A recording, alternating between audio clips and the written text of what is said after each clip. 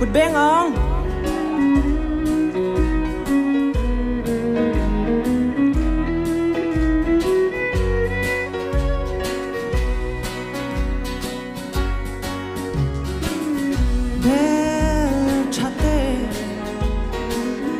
Ilim ni shui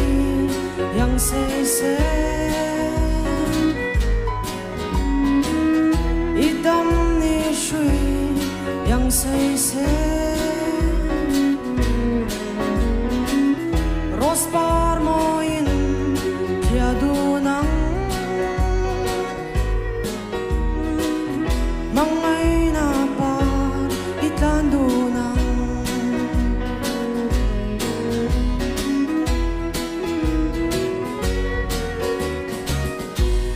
Rospar yang rimtui Rospar yang parmo Churo yang nunne Nang hini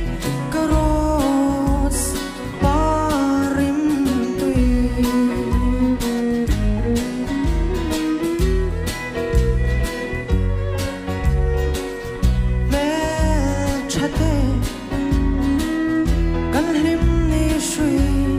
yang say say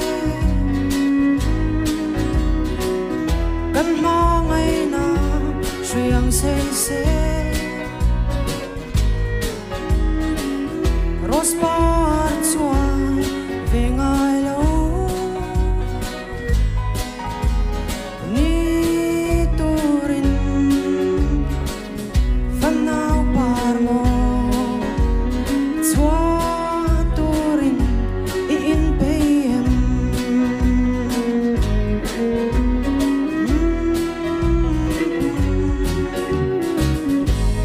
Rospar yang parmo Rospar yang parmo lenui mo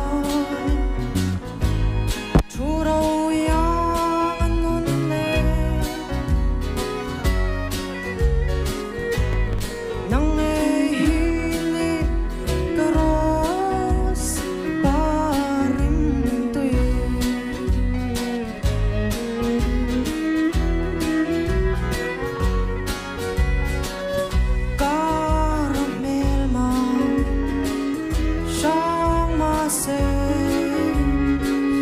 đâu đun ra li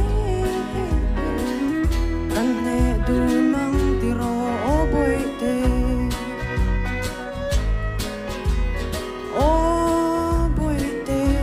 kan mang ai che hello me